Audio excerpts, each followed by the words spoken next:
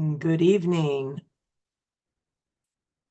We're just going to give it another moment or two for those that might be running a little late or looking for the link. I understand that sometimes Meetup isn't as good as it should be in terms of sending out reminders and things of that nature. So we just want to give it another moment or two, and then we will just jump right in. I did receive a couple of questions through my email and other sources that I do want to take an opportunity to answer, as well as introduce myself and kind of go from there. But it's nice to see familiar names again. So thank you so much for coming back. Hopefully you have found great value in spending some time with me, and hopefully you are feeling supported in your recovery, because betrayal, yeah, it's gut-wrenching. It definitely has a way of knocking you on your tuchus in such a way that just feels very, very overwhelming. And it's always good to get together with others that are either going through the experience or have gone through the experience and now can extend a hand out to say, I've got you. So that's what I'd like to do this evening, is to make sure that you feel that support and you know that, number one, you are not alone, not at all.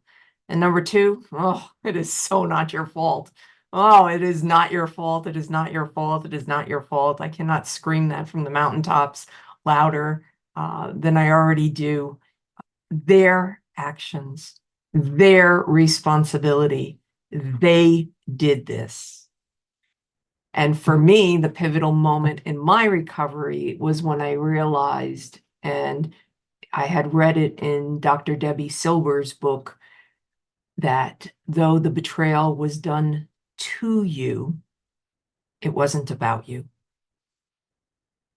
And when I read that initially after betrayal, I was like, yeah, no, not at all. But slowly but surely, as I started to go through the recovery process and actually started to heal, that was the pivotal moment for me, when I realized it wasn't about me. It had nothing to do with me, actually.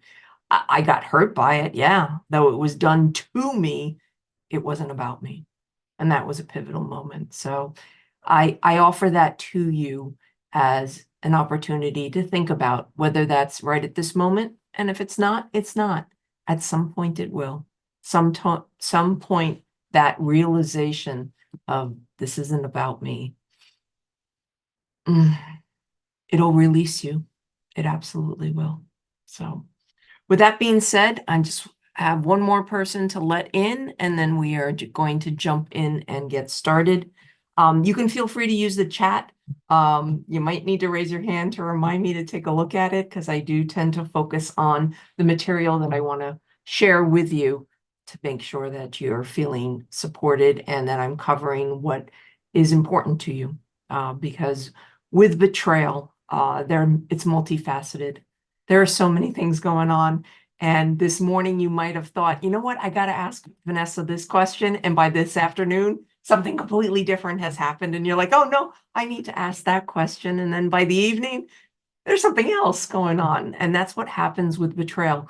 It is an overwhelming onslaught of emotions and questions and triggers and everything else. And it's just extremely overwhelming. So we get to spend the next hour together kind of navigating the waters through and seeing what we can do to ease some of that.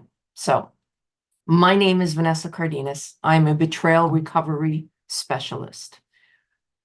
Nobody studies betrayal unless they've gone through it. Yeah, and I went through it. The devastation was just overwhelming. My husband said 3 words, just 3 words. That's all he said to me. And my whole world shattered, just like Thanos snaps his fingers and everybody turns to dust in the Avengers movies. That's what I did. I completely fell apart. I fell into the cesspool of betrayal. Oh, it was darkness. I couldn't sleep. I couldn't eat. I was overwhelmed. I was a shell of myself. And I couldn't understand how I, with a psychology degree, I was a C-suite executive. I still am. And I was smart. How come I didn't see this? How come this is happening to me? I had checked off all the boxes. I had done everything right. I went to a good school and I got good grades and I got a good job and I married my high school sweetheart and we had the 2 kids and the picket fence and the cars and the money in the bank and everything else. I was inoculated from this. It wasn't supposed to happen to me. And then it did. And I fell apart.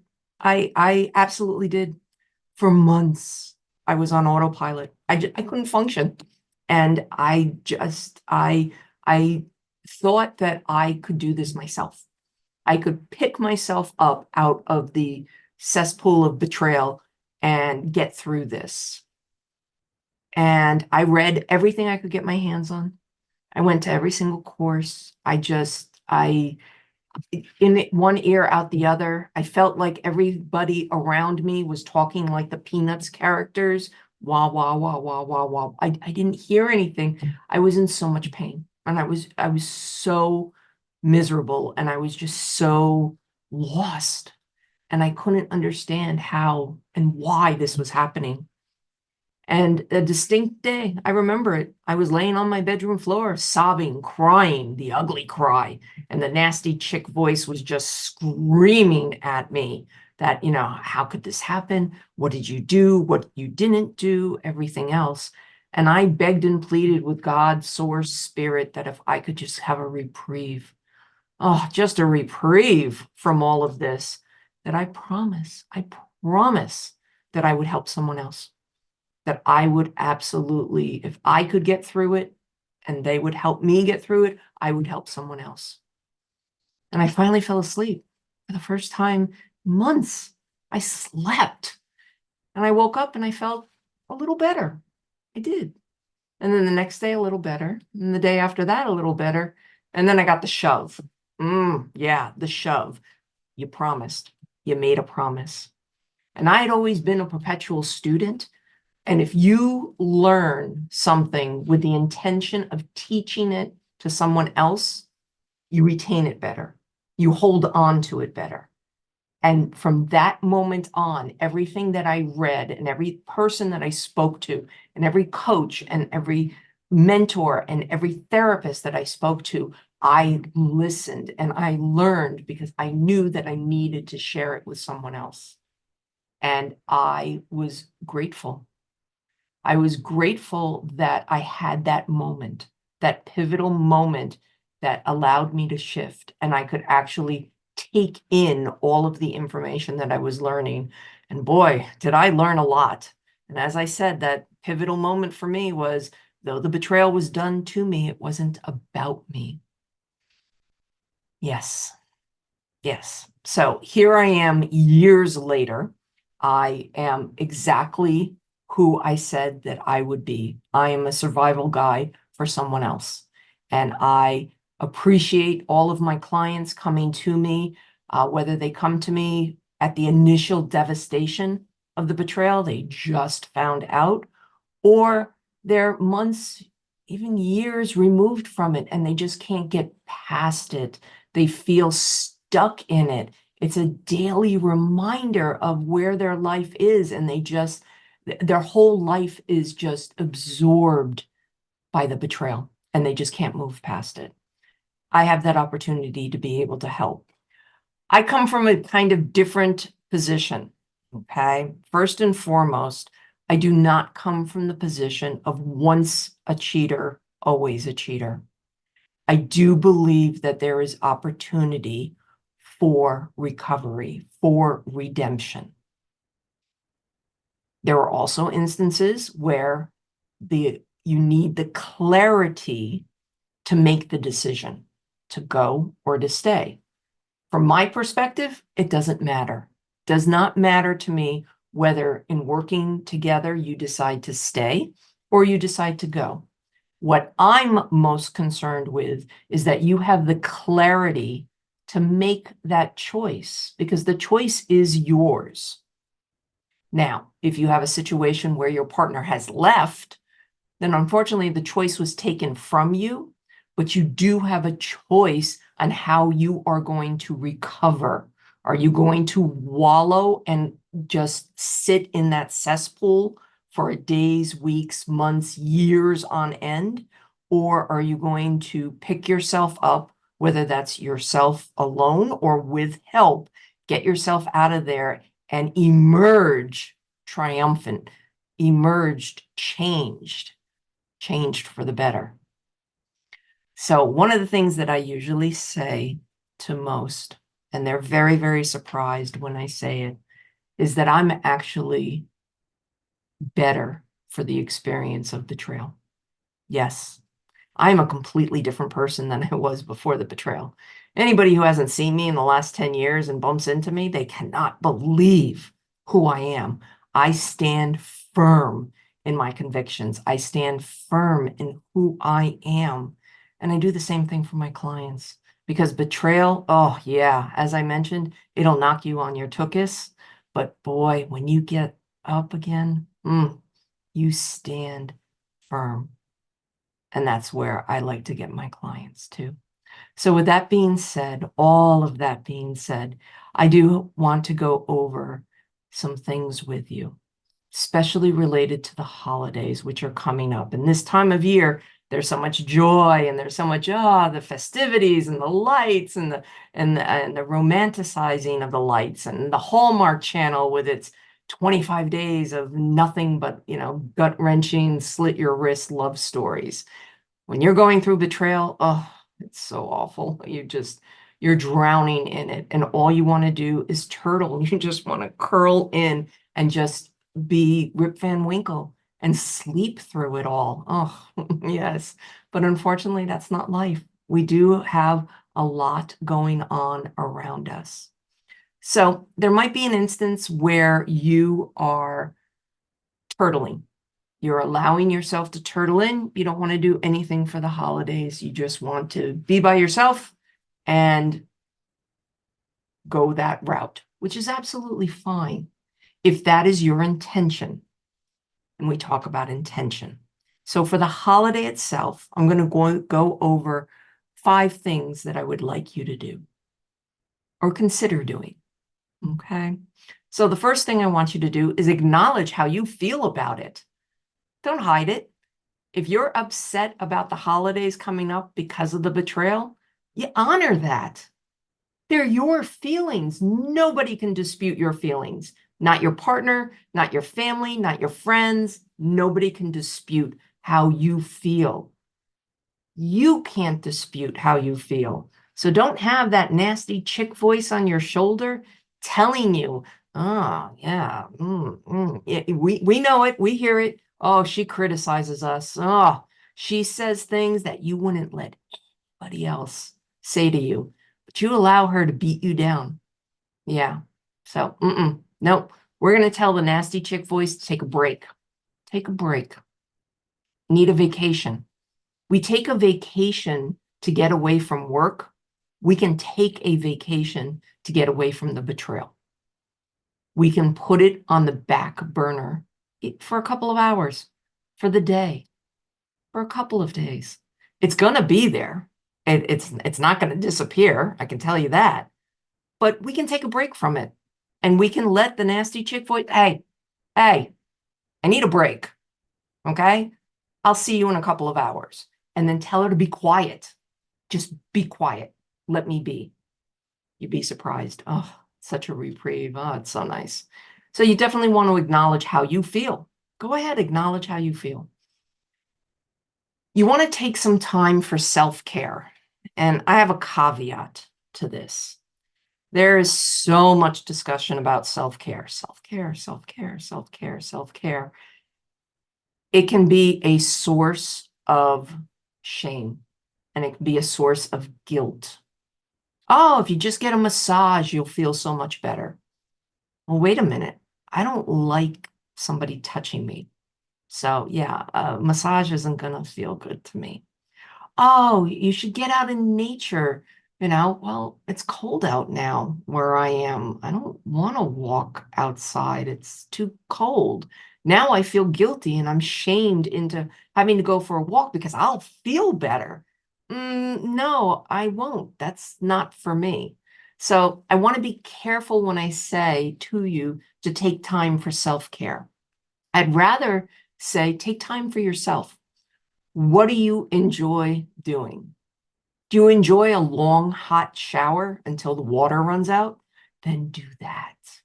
Whatever it is that brings a smile to your face, whether that's hearing your favorite song, not the love song from your wedding or the love song that you both listened to or the first song that was playing.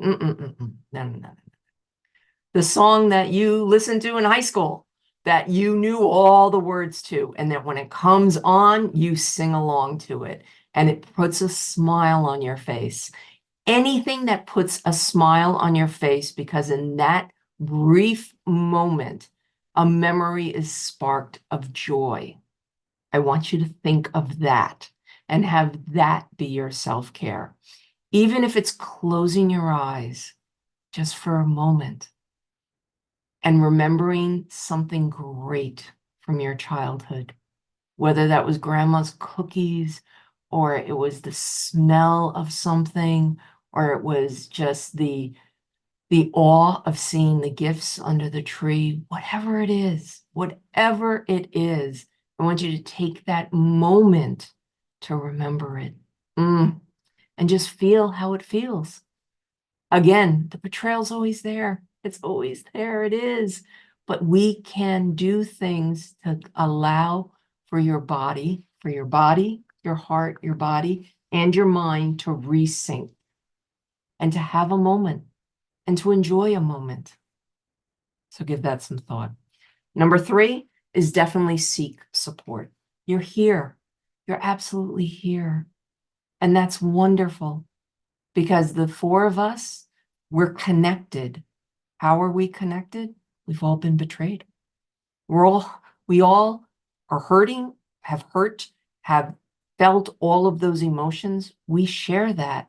Even though we're complete strangers, we share that. Seek support.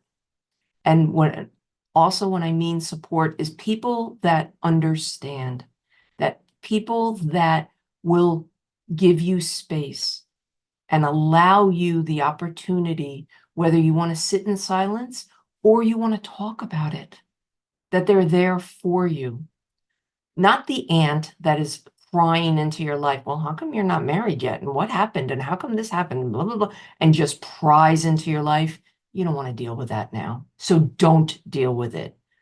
Put up your boundary of what you are going to talk about this holiday season. If you have family gatherings and you know everybody's going to be there and they're going to ask why your partner is not with you, or if they're aware of what's going on, they're going to want to ask you 21 questions. And if you don't want to deal with that, you let them know. Know what? It's about the kids today. Let's focus on the kids. We can talk about that another time. Again, a vacation from it, just a vacation from it. You definitely want to, number 4, reevaluate your boundaries. Yeah, your boundaries. You have them. Hold them firm. Absolutely. And keep in mind, a boundary is not about the other person. The boundary is about your actions if something happens. You're going to do this if this happens. I'll give you an example. My own boundary. Okay. And once I used to write lists and lists. This is my boundary in this. And if you do this, and if you do this, and if you do this, and if you do this, and if you do this, and it was all about him, all about him. You do this, and you do this, and you do this, and you do this, and you do this. Oh, it was endless. It truly, truly was just pages and pages and pages of notes because I needed to, in essence, put a fort around me, especially around my heart, but definitely around me. And working with my coach and my mentor, I got it down.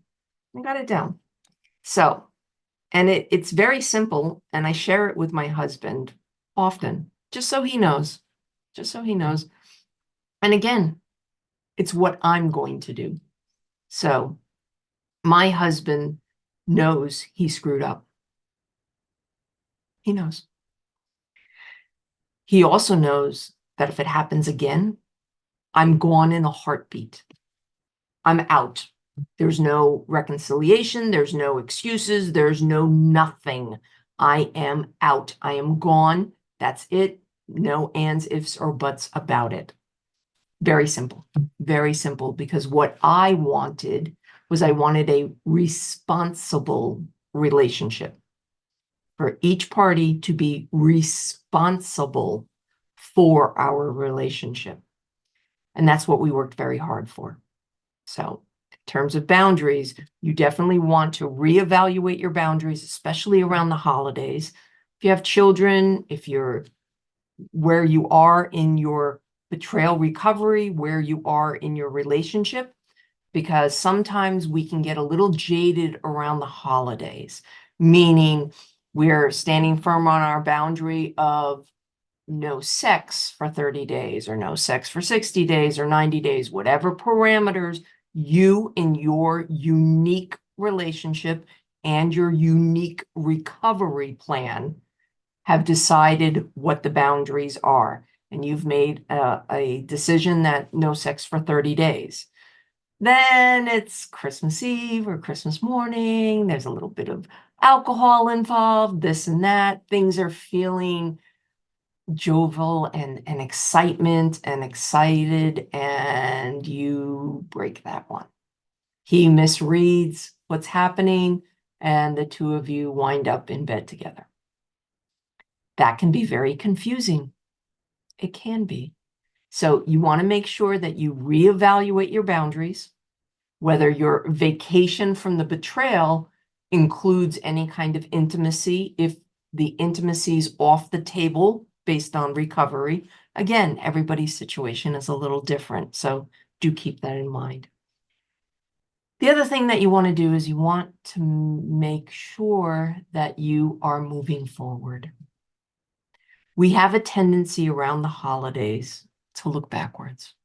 We look at the seasons before, and especially we start the merry-go-round of before betrayal and after betrayal.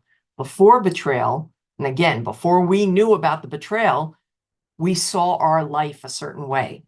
Then after betrayal, we see it differently. We either see it with rose-colored glasses that, oh my gosh, it was so great then, and now it's crap.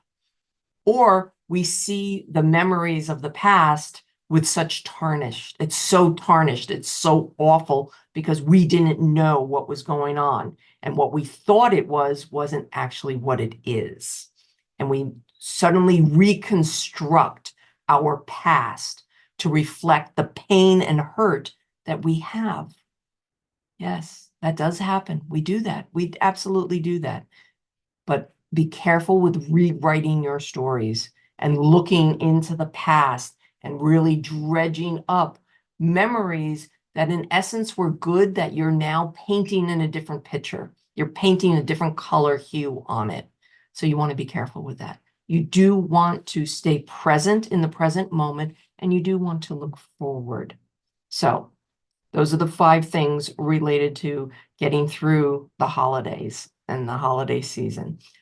New Year's Eve, okay? Again, another holiday that's celebrated with alcohol, okay?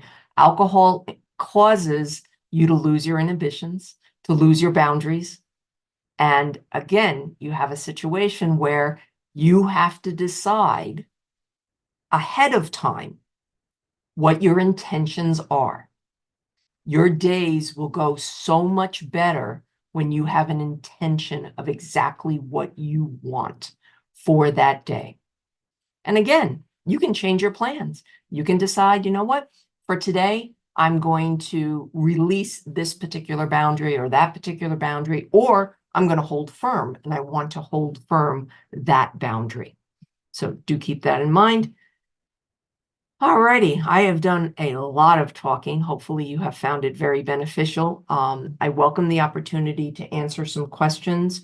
I want to give those that are on the call an opportunity to ask a question first. Otherwise, I will read off a question that was submitted and go from there. So I'll give a moment for the chat.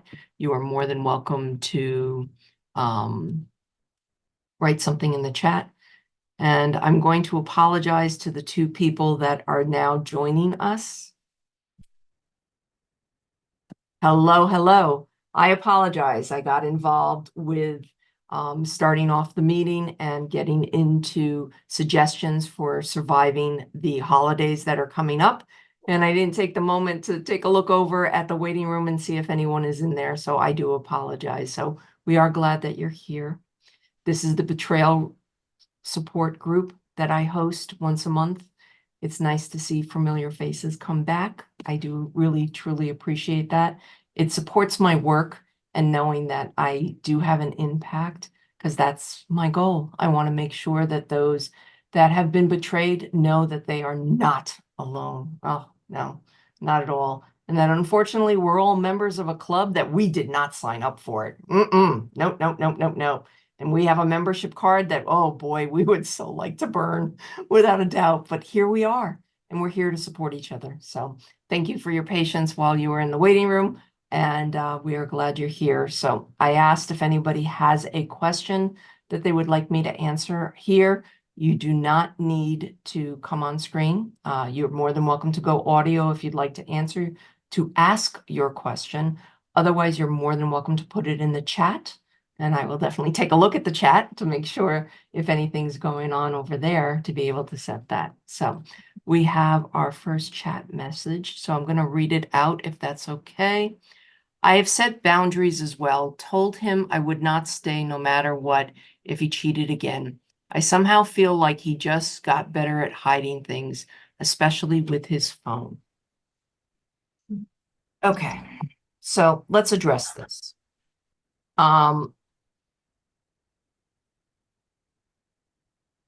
I need a little bit more context. So I'm going to ask a question and you can feel free whether you'd like to answer it or not in the chat. His phone. Do you have access to his phone? Is he full transparency, or is he still clutching onto it for dear life?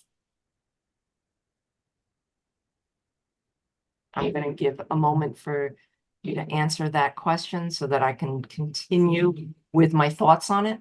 I'm also going to take a sip, and I apologize for all the noise behind me.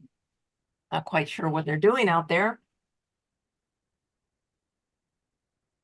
Not for dear life. Okay. So that's a good thing, okay? Because when our partners have something to hide, oh, their phone is glued to their hand. They will not release it for anything. So the fact that he is not tight-fisted with his phone is a good sign. I know that you feel that he's still hiding things, that he's better at hiding things.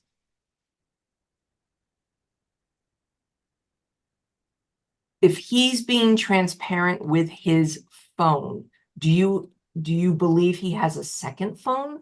Is that your worry?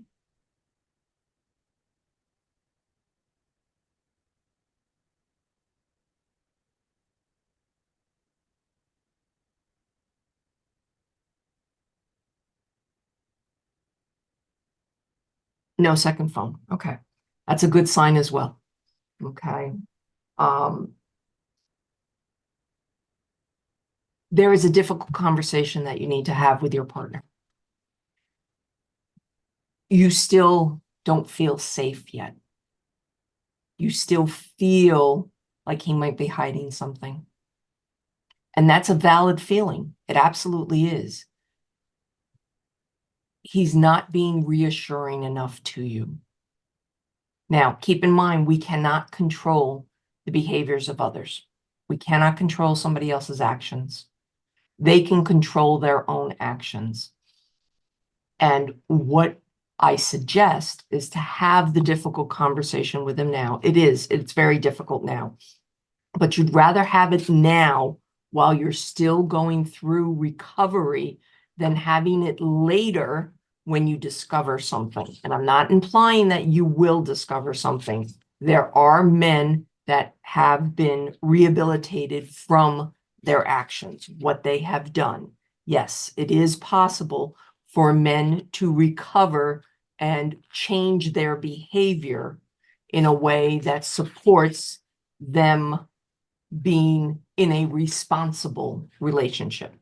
So if you want a responsible relationship with your partner, but you're feeling this way in terms of not emotionally present for me, it's something that you'll need to discuss with him. You'll need to let him know how you are feeling. Now, when you have that discussion, when you have a discussion with someone else, you want to avoid defensive words. Defensive words are never and always. Those are the two big ones. You never take out the garbage. You always leave the garbage for me.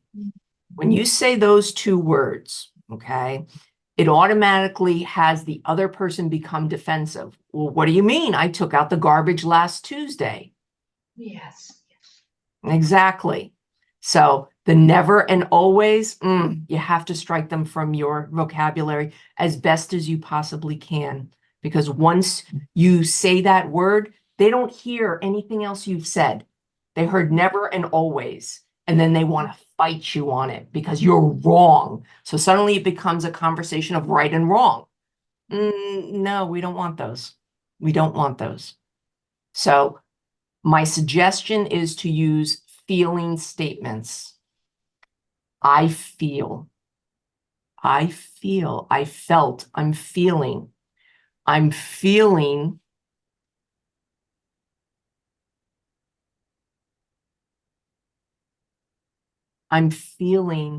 that things are still being hidden from me.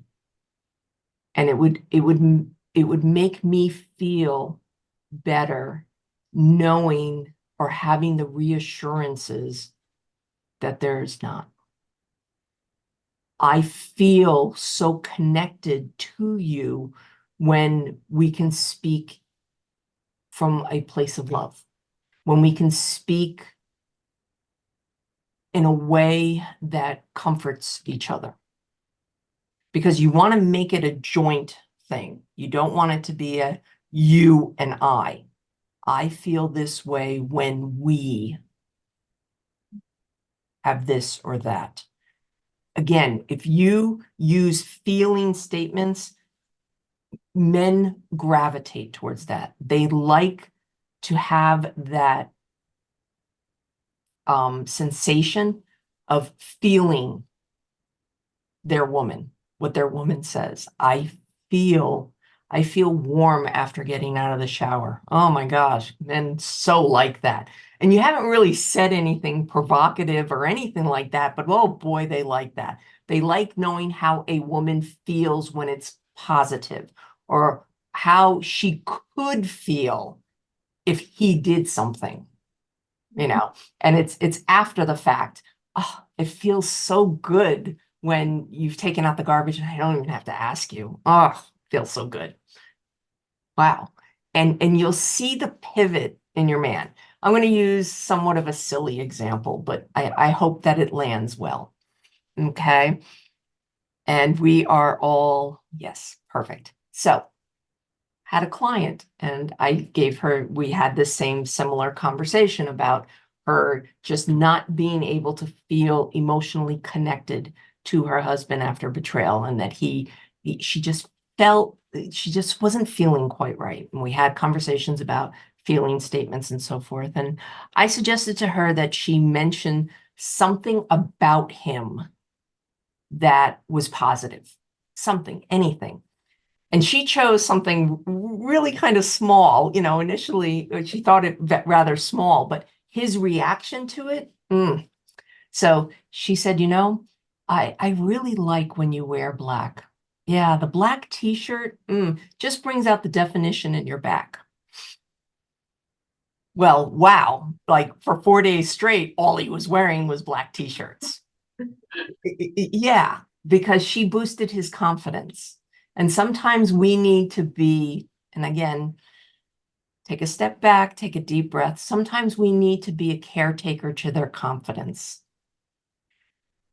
They might be experiencing, very much so, shame and guilt. Shame and guilt for what they have done. regardless of what they tell you, and they look at you and say, it's your fault. You did this. And had you been this or that, or done this or done that, I wouldn't have done this. You caused this. Oh, big pet peeve of mine, because we do not control the behavior of another person. We absolutely do not. We are not their mothers, but we can be the caretaker to their confidence. And we know this. Look at men who go to barbershops and, or the hair salon, and the woman just, strokes their hair, and, the massage girl, the shampoo girl, and this and that. And, oh, Mr. Smith and blah, blah, blah, and this and that. And all she's doing is right to his ego, right to his ego, right to his confidence.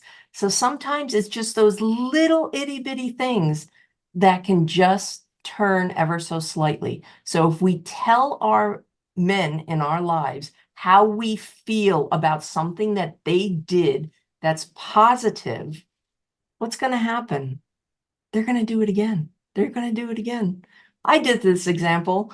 I mentioned to my husband, he held the door for the car one time.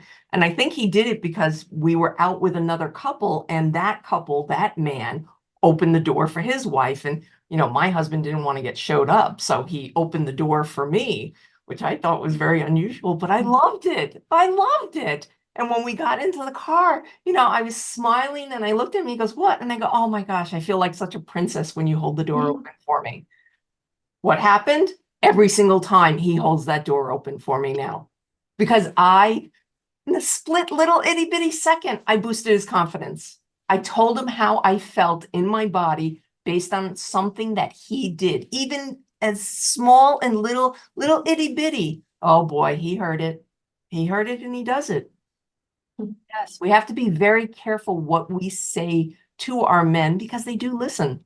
They actually do. And what they hear a lot after betrayal is just the pounding of, why did you do this? Why did you do this? What about me? What about me? Why did you do this? I feel, I'm hurt. And again, all of this is correct. It's not to say that you shouldn't be doing this. You have to express your feelings. You have to get them out, because the anger and the sadness and the rage is going to eat you up from the inside out. You do need to get it out.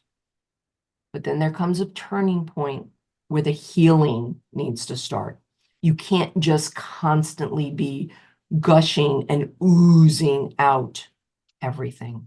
There has to come a pivotal moment where you make the choice that you are going to change yourself. Okay, Viktor Frankl said it best. Brilliant man. His logo theory is revolutionary in any event. He said, when you are, and I'm going to butcher his quote, I apologize. When you are no longer able to change the circumstances or the situation, you are challenged to change yourself. You cannot change the past. You can't. You can't change the past. Betrayal's already happened. It's already there. It's already happened. It's what you do moving forward, and what you do for yourself, because It's so hard. it is. It absolutely is hard. Oh my gosh, if this was easy, we wouldn't be talking. We would just be moving on and going through. It's hard. It's absolutely hard work. It absolutely is. But the other side of betrayal, oh, it's beautiful. Yes, you have to crawl through the muck.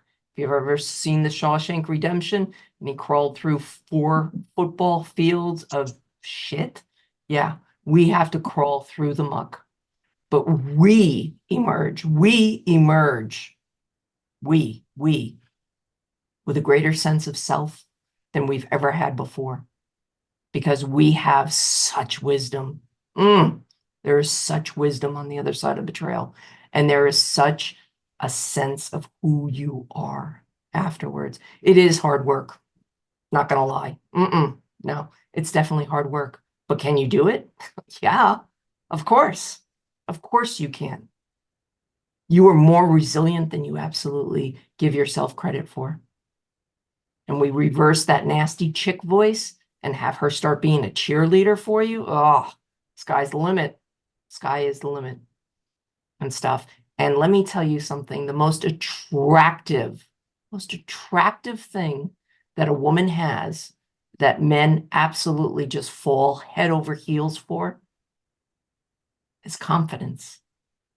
Men are so attracted to confidence. And Chris Rock said it best in one of his specials. He said, you know, if you want another woman, cheat on your spouse. Oh, you will get another woman. He's absolutely right. Absolutely right. Because you will never be the same. You won't. You'll be better. You will. You'll be better for yourself. Not necessarily for your partner, but you will be better for yourself. You will step into who you were meant to be. Oh, and it's glorious because for so long, you were everything to everyone else. You were in an image that you thought everybody else wanted to see you as. And when you're betrayed, that all shatters. You are stripped of all of that. And you know that because all your pain, it's so raw. You feel all of these emotions so intensely, and they're burning the skin off of you. And you will emerge. Oh, you absolutely will. And it's glorious. It absolutely is. Now, the question is the duration of time. How long does that take? And this is a question that's asked in Google quite often, actually. How long does it take to heal from intimate partner betrayal? Yeah. Yeah. It's as if you can put into the algorithm your age, your sign, how much money you have in the bank, how long you've been in a relationship for, how many relationships have you had, X, Y, Z, A, B, C. And suddenly after 40 questions, it spits out a response for you and it goes 87 days. It doesn't work like that. It doesn't. It doesn't. I can tell you this, doing it alone, oh, it drags out the process. That is my regret. Regret is that I thought I could do it alone. I was smart. I studied. I went to school. I got good grades. I just needed all the books in front of me, and then I'd be fine. Yeah, no, it doesn't work that way. It truly doesn't. And as soon as I started working with somebody, oh, it clicked. Yeah, it still takes a long time. It does, absolutely, even with help. It depends on your willingness. It depends on your partner as well. Some partners just, yeah, they want no part of it. They want no part of it. They want no part of the recovery. I didn't do anything wrong. This is your fault. And they stand their ground. And that makes it challenging. That makes it challenging because then you are in a position whether you're going to stay or go. Because now you have a partner that is resistance and you need to decide again with some clarity as to exactly what you want to do because the choice is yours. It truly, truly is. So I want to get to another question because I see them going on. I hope that answered your question about boundary and phone. Have the difficult conversation. Just express yourself. Use your feelings, because nobody can dispute your feelings. They can't. They absolutely cannot. All righty, next question. I'm struggling with the saying and phrase, partner did this to herself. She fooled me for 11 weeks, lied to me, and lived a double life. Her having phone sex with another man behind my back, the deception and being made a fool of, that hurts me. We are both in this relationship. How can I separate my pain and the part of me that thinks partner did this to herself? Yeah, this is a good question. This is a very good question. It's true. You're both in the relationship. You'll need the difficult conversation as well. You'll notice that there's a common thread this evening. It's about communication. It's about learning to talk to our partner in a way that allows our feelings to be said. It allows our partner to be able to hear us. Because you have to keep in mind your partner's got a lot of stuff going on in there too. Yeah. Whether that's guilt and shame or whether that's denial. Yeah, denial. They're putting up the block. I don't want to hear it. I don't want to hear it. I don't want to hear it. This is your fault. No, no, no, no, no, no, wah, wah, wah, wah, wah, wah, wah. Yes.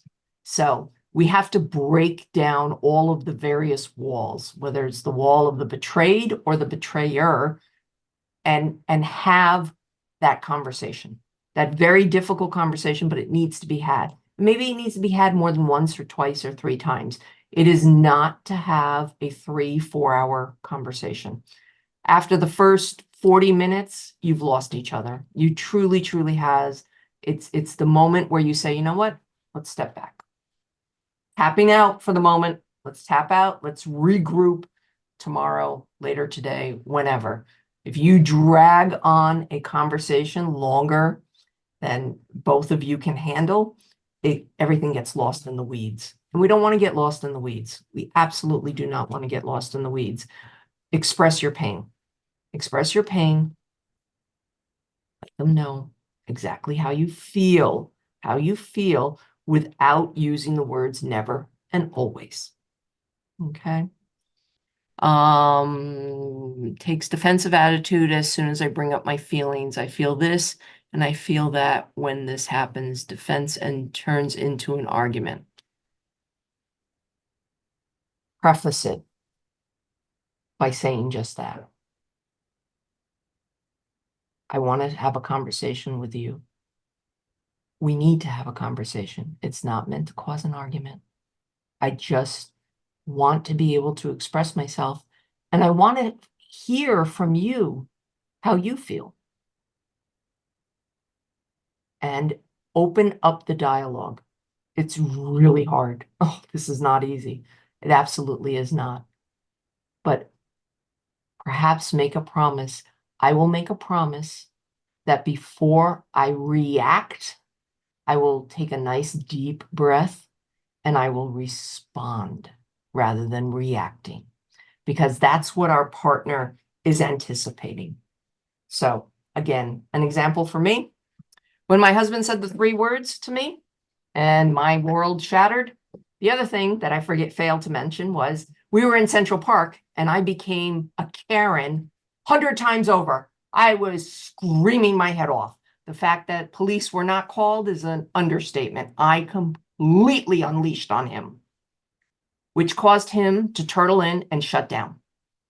The conversations that we had the weeks, months afterwards, they were non-existent because he was so afraid of my reaction that even though I tried to soften it or say, or I feel, because I read that in a book and blah, blah, blah, and this and that, oh, there was no getting through. There was absolutely no getting through because he was afraid of my reaction. Only until I made promises, I need to hear what you have to say. I'm going to be receptive to what you say. I'm going to hold my tongue. I'm going to respond. I'm going to wait to respond. I just want to hear it. I'm not going to say anything now. Whatever it is, you want to create that safe space for them to be able to talk, for them to be able to say what they need to say that will alleviate some of your angst. And this is hard. It's hard to do when it's just the 2 of you. When you have a third person, a therapist or a coach involved, to mediate the situation, it is a little easier, without a doubt. But allow for that to happen. So hopefully that answers that question. I want to make sure I grab the other ones. I'm struggling with the betrayal that I am feeling. I'm leaving my narcissistic husband, even though I don't want to be with him. And I left him. I want him to fight for me. I still want him to, but he's with someone new and it feels so awful when he chose someone new over his family.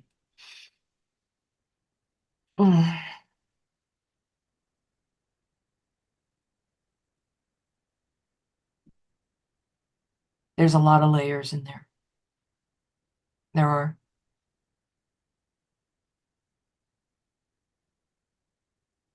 When we're with someone that's not meant for us, because you meant narcissistic, that's hurtful to us. There's an interesting situation that happens. We become comfortable in that relationship because we're used to it. Though it's not right, we're used to it. There's comfort in that. Think of it like the sweater that you absolutely love, that's stained, that has holes, but for some reason you love it. You still love it. It's all stretched out, but you still love it. Why? Because you know exactly what it is. You know that it's got holes. You know that it's stained. But you know that it's comfortable. Yeah. And then you add the sting of he left. He left and he's with someone else. So with that being said, there's a lot of work that needs to get done in there, but with it, it's rewriting the ending of that chapter and thinking about, even though it's so painful and it hurts so much, you're out. You need to see it from a different perspective, from a different position, because right now you're sitting in all the hurt and you want that sweater back. It was given to Goodwill and you want it back because it felt, you knew exactly how it felt, but it was given to Goodwill. It's gone. So I want you to think about that. Think about why you want to hold on to it and work on letting it go. And that's hard. It's very, very, very challenging. We're not going to solve it in 5 minutes or an hour or anything. It's working through a process of letting it go incrementally. What I can invite you to do, one exercise while we still have a little bit of time, is write down how you feel. Write down on a piece of paper, grab a piece of paper, okay? Write down how you feel. I want you to tear the page in half, and then I want you to start to rip one half of it over and over and over and over again until it's little itty bitty pieces, little itty bitty pieces, okay? You're going to take the one half that you did not tear up and very safely, please do not burn down your house.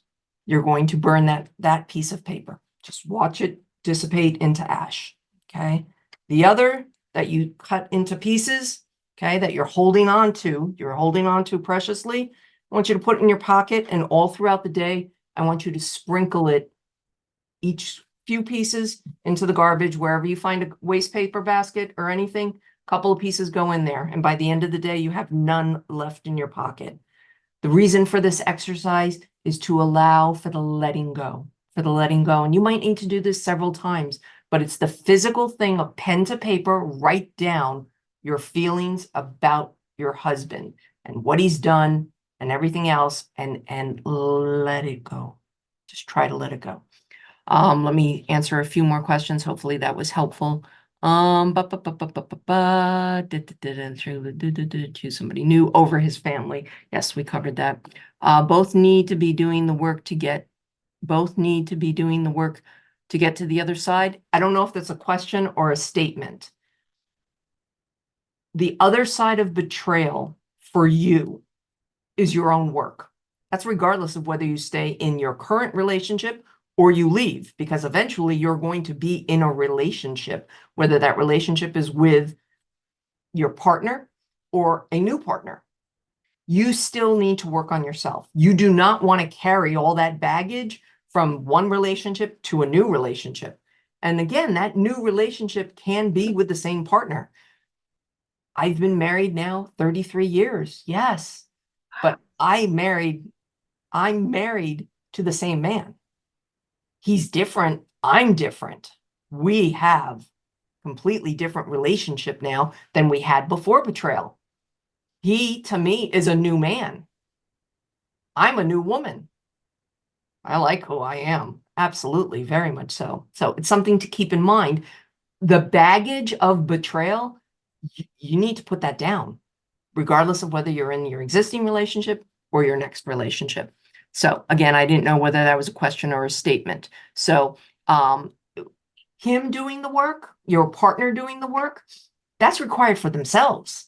Again, there's a situation where the betrayal has happened. The bomb has exploded in your relationship.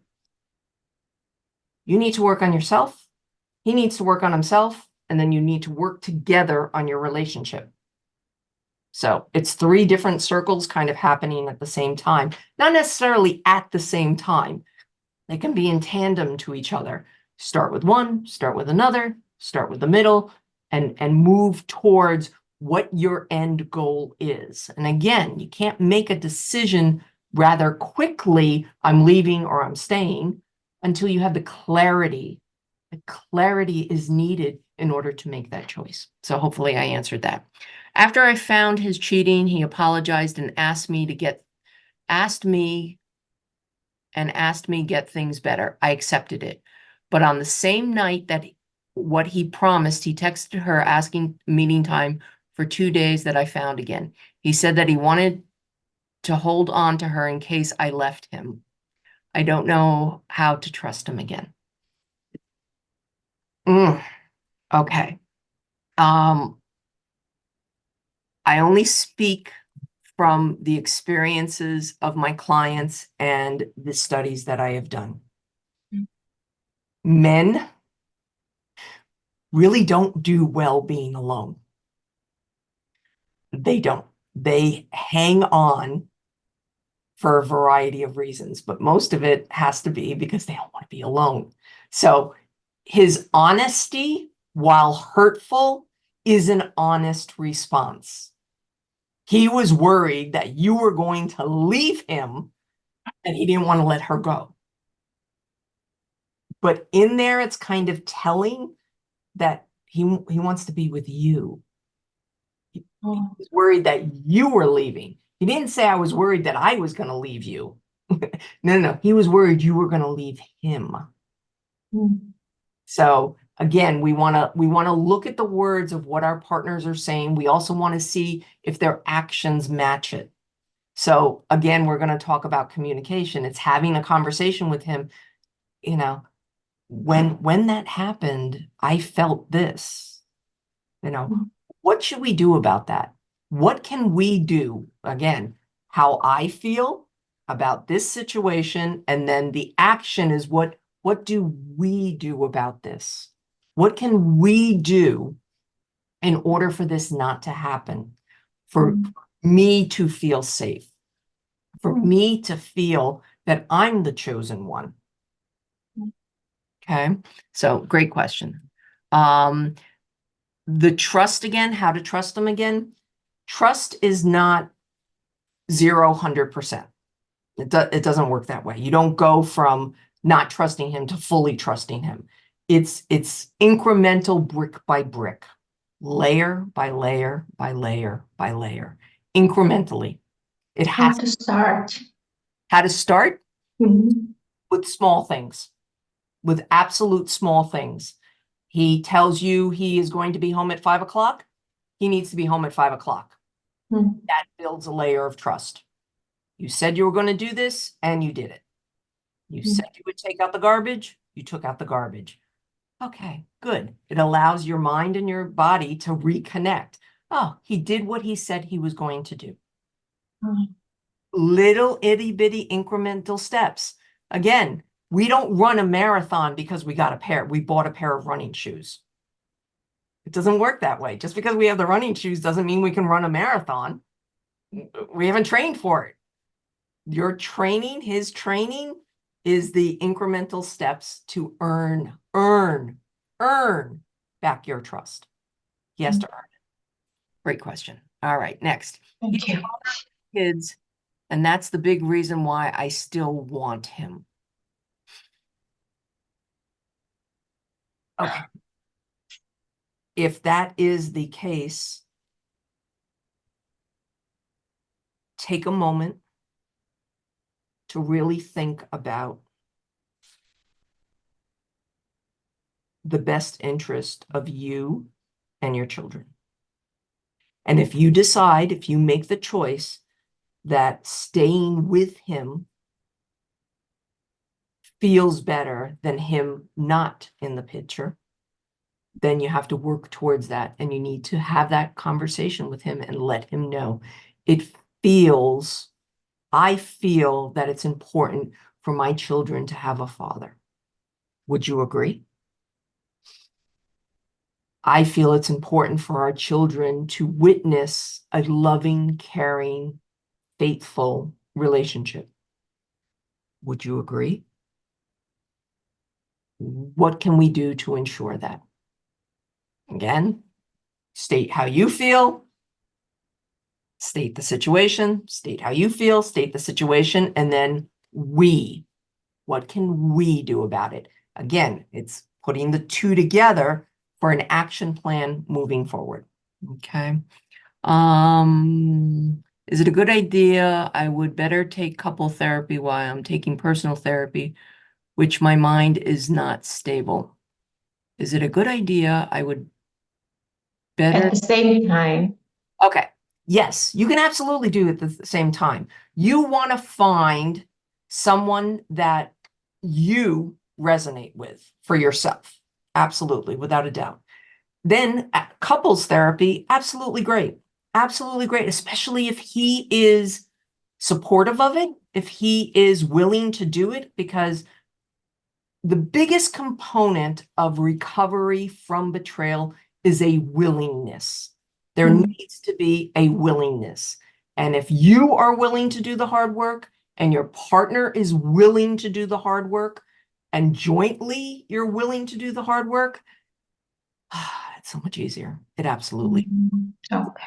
I don't want it I know that we only run an hour. I want to make sure that I got everybody's questions answered. I can stay on for a couple more minutes, but I do want to do one exercise with everyone, if I could. It's a way to end the evening and something for you to practice moving forward as well. So I want to answer this one more question. I do feel it's important for our kids to see a loving, stable relationship. Over the summer, I told him there was no way for us to move forward together because he was emotionally abusive to me. I thought it would be a relief to leave him, but I'm grieving the loss of the marriage and the future we had planned together. Yeah, absolutely. It's a grieving process. Yeah, you've lost something. Yeah, and you have to grieve. You have to allow yourself to grieve that. And absolutely, very much so. And don't think it's a linear process that you're stepping up all these ladders. It goes in circles and it goes in waves. And yeah, it is.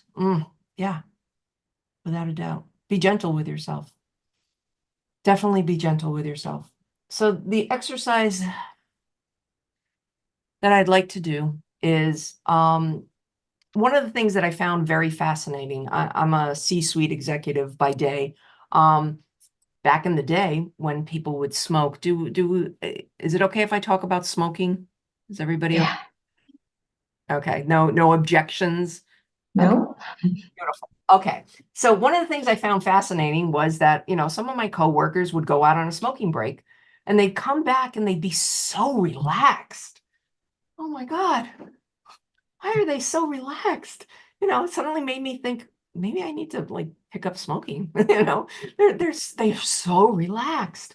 So one day I went out with them and I'm watching them smoke. And what do? They put the cigarette to their mouth, they light the lighter, and they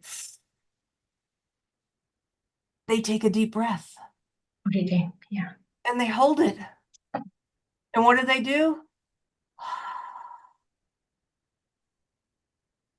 They breathe it out like audible, like you can hear it. And then they puff away 15 times with a regular cigarette. And then the very last, right at the butt, what do they? And they hold it. And then they let it go. And then they flick the butt. And they turn around and they come inside and they're so relaxed. And I realized, wait a second. If I could actually do that without the cigarette, I wonder if it would have the same effect. It does. It absolutely does. So I invite you to smoke. Smoke without the cigarette. Yes, take that nice deep inhale, hold it, audible release. And do it again, at least 10 times. And the very last one, you take the deepest breath you can possibly take all the way down to your hips, and you let it go. Oh my gosh, it makes a world of difference, because what we need as we're going through betrayal is to regulate our body and our minds and to allow them to connect. And the first order of business with that is air and to breathe. And I know a lot of people talk about breath work and box breathing and everything else, and they're all good. I'm not knocking them in any way. But this, for me, this, I'm going to smoke without a cigarette. Yeah, this was really, really helpful. So I invite you to do it. It might sound kind of silly and whatnot, but you'd be surprised. You'd be surprised. Take that cigarette break without the cigarette. All right, so I leave that with you as well. We have our next meeting, our next gathering is on the January. Oh, let me grab it. That will be on January 8th at 8 p.m. That's the monthly free session that I run. I'm also running on my post-betrayal trauma, post-betrayal transformation host. I've gone through Debbie Silver's program. I do that every other Sunday as well. That has a nominal fee on it because, of course, because of my certification that I needed to pay for, I need to have a fee associated with that as well, so that you have that. You can read all about me on my website. It's got my website on there. You can reach out to me I'm on all the socials and everything else. You're more than welcome to reach out to me if there's any way that I can support you in your healing, whether that is just a quick chat, absolutely, an email, a smoke signal. Please let me know what you think of that exercise. I do suggest it to a lot of my clients. They absolutely, initially they're like, yeah, okay, yeah, that doesn't feel right. But then they start to practice it and they'd be surprised. So why their colleagues go out to smoke a cigarette, yeah, they smoke a cigarette. And one, I challenged one and I said, anytime you see anybody smoking, I want you to do it as well. And yeah, that was really interesting as well. So that visual of seeing somebody else smoking an actual cigarette, just, pause, take a moment and take a nice deep breath and let it go, because it's hard work, but you can do it. Oh, you can absolutely, absolutely do it. So everyone, thank you so much. And again, I apologize for those that were in the waiting room for a while, but I'm glad you're here and hopefully you got some great value of it, and we will see you next time.